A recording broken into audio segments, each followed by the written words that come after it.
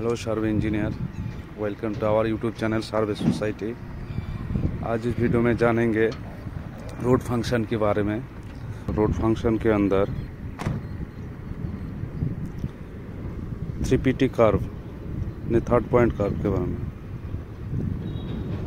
Third point curve के बारे में जानने से पहले आपको मैं पेपर में दिखा देता हूँ इसकी पूरा डिटेल्स, तो आपको समझने में आसानी रहेगा और मशीन में करने में भी आसानी रहेगा।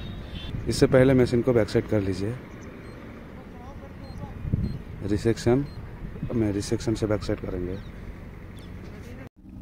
BP ये फर्स्ट पॉइंट है, IP इंटरसेक्शन पॉइंट है, EP एंड पॉइंट है। इसके हिसाब से आपको एक ऐसा एक कर्व शुरू होगा।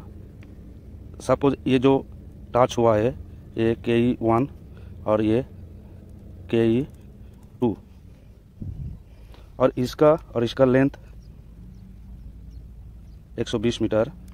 ये भी इंटरसेक्शन पॉइंट से EP का लेंथ 120 मीटर और ये रेडियस है, सपोज मेरा 425 राइट साइड है। आपका कोई भी रेडियस हो सकता है आपके हिसाब से। और इसमें जो फ्रिक्शनल एक कर्व आपका इंडिकेट होगा, ये पैरामीटर है। पैरामीटर जो ये मशीन में आप देखेंगे, ये पैरा ये या 1 बोल सकते हैं। और यहाँ से जो कर्व होगा, आपको समझाने के लिए बता रहा हूँ मैं, ये पैरा 2 है। इसका लेंथ सपोज 143 मीटर और इसका 166 मीटर। और यहाँ से जो स्टेशनिंग शुरू होगा वो 10-10 मीटर में देंगे। चाहे तो आप विड्थ या ऑफसेट भी दे सकते हैं। तो इसी को मैं मशीन में करके दिखाता हूँ। आप फ्रिक्शनली ये भी कर सकते हो, इसके हिसाब से भी आप कार बना सकते हो, सेम प्रोसेस में ही। ये कार फर्स्ट पॉइंट ऐसे एंड पॉइंट, ये भी जो 3 पॉइंट से थर्ड पॉइंट यानी थर्ड पॉइंट कार बनाएगा, कैलकुलेशन होगा। यही फंक्शन है। 1 2 3 तीनों का कोऑर्डिनेट ऑलरेडी मेरे पास है, तो इसको इनपुट कर लेता हूँ। मशीन में रोड फंक्शन के अंदर एंटर। पहले से ये जितना भी फंक्शन है इसका वीडियो मेरा यूट्यूब चैनल में है, चाहे तो आप देख सकते हैं। Third PT curve, third point calculation वाला, इसमें देख सकते हैं कर्व स्लैश BP। ये जो मैं BP लिखा था पेपर में, यानी जो फर्स्ट 3 पॉइंट में जो फर्स्ट पॉइंट है ऑलरेडी मेरा लोड है, तो एंटर करता हूँ, देन ओके। फिर PT curve IP intersection point load second point, okay. फिर कर्व स्लैश EP यानी एंडिंग पॉइंट जो मैं दिखाया था थर्ड पॉइंट, वो भी लोड है 3 number, okay. Direction right IA यानी intersection angle 24 degree 23 minute 11 second. BP से IP में उसमें लिखा था, थोड़ा कैलकुलेशन में गड़बड़ हुआ था, 127.976। मैं इसको लिख देता हूँ। यहाँ से यहाँ तक का डिस्टेंस है 127.976 मीटर। IP से EP का डिस्टेंस 208.550। ये यहाँ से यहाँ का लेंथ है 208.550 मीटर। देन आपको ओके प्रेस करना है।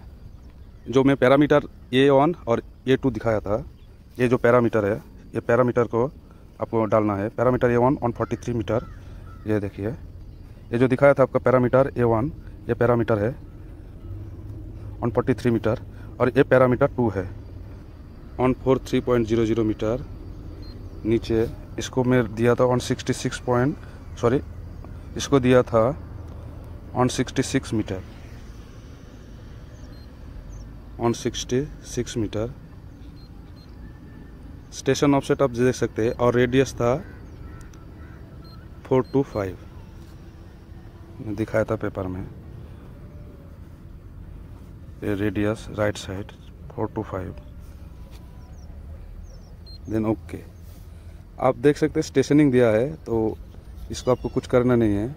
तो मेरा जहाँ से कर्व शुरू हो रहा है वहाँ से 0 से मैं सेंटरिंग करेंगे। सेंटरिंग में करके 0 ओके, फिर एशो, फिर ओके। तो जहाँ से अब कार्व शुरू हो रहा है, इस कार्व का यहाँ से जो कार्व हो रहा है, यही स्टेक आउट पॉइंट आ गया है। आपको समझाने के लिए मैं एक कोऑर्डिनेट डाला था, हालांकि ये 1200 मीटर दूर में है लमसम। इसके बाद आप मेजर कर सकते हैं, बैक जाइए, फिर सेंटरिंग में जाइए, फिर इसको 10 करेंगे तो जो कर्व में 10 मीटर में जो दिया था, ये 10 मीटर में आ जाएगा, ये वाला पॉइंट 10 मीटर। ओके, एसो ओके। और अगर आपको ये विड्थ देना है, इस कर्व के अकॉर्डिंग अगर विड्थ आपको रिक्वायर्ड होता है तो विड्थ दे सकते हैं। तो इसके लिए विड्थ में 2 मीटर का दे सकते हो, माइनस में भी दे सकते हो, अगर माइनस में नहीं देना है तो प्लस में दे सकते हो, बोथ साइड दे सकते हो। 10 मीटर स्टेशनिंग में, 2 मीटर राइट साइड विड्थ हो गया है, सेंटर लाइन ऑफसेट, और ये स्टेशनिंग। आप ऊपर भी दे सकते हैं, third point curve slash width peg, okay, फिर एशो, फिर ओके। यही था इस वीडियो में। इस वीडियो के दौरान आपका कोई भी सवाल हो तो ज़रूर कमेंट कर दीजिएगा, और सर्विस सोसाइटी यूट्यूब चैनल को सब्सक्राइब कर दीजिएगा। तब तक के लिए आपका ख्याल रखिए, धन्यवाद।